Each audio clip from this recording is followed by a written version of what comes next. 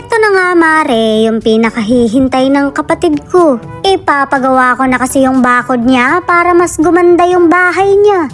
Ring at hinihintay ko si foreman para mapresyohan na. Shoot mare, pumayag sanang i-home credit. May pay later din po ako, good payer naman ako.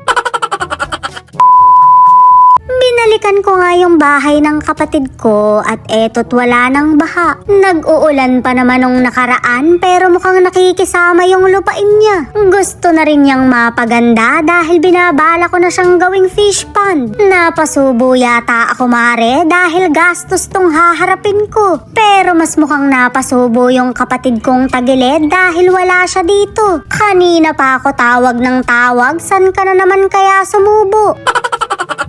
Binuksan ko na nga yung bahay niya pero higa ang mabantot lang ang naabutan ko. Walang bakas ni Bading dito kaya ako na lang ang maghihintay kay foreman. Sugar daddy ko nga ang kumontak sa kanya dahil suportado niya ako sa mga pinaggagawa ko. Hanggang kisame na lang talaga dapat ako pero siya pa yung nagsabi na ipa-develop ko yung lupa. Syempre ayoko naman magdesisyon ng ganun dahil alam ko yung magiging gastos. Pag-iipunan ko pa talaga dapat dahil nahihiya rin ako sa kanya. Mare, alam nyo na may pamilya na rin kasi ko. Hindi naman ako pwedeng magtodo bigay dahil may anak din ako. Pero dahil napakabait ng housemate ko, siya pa yung nagpaplano ng mga itutulong ko sa kapatid ko.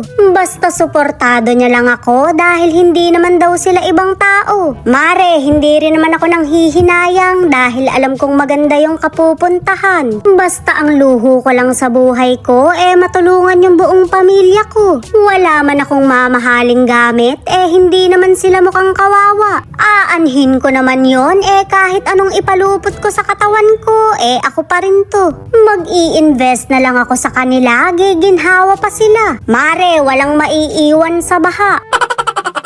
Nandito na nga si foreman kaya inikot ko na siya sa buong bakuran. Kada hakbang niya parang napapakalkulator ako. Well, quotation pa lang naman to kaya pwede pang magbago yung isip ko. Nakadepende yun mare kung tumatanggap siya ng home credit. Mataas na rin naman yung G-score ko kaya makakapag-loan na rin ako sa GCash.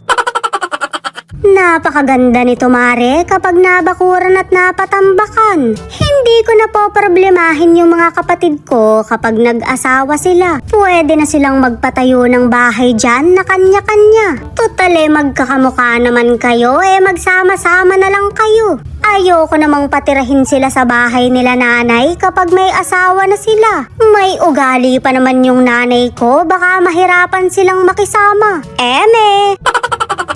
Siyempre gusto kong bigyan ng katahimikan yung magulang ko dahil may edad na sila. Tsaka hindi pwedeng dalawa ang reyna sa bahay kaya bumukod sila. Tama o tama?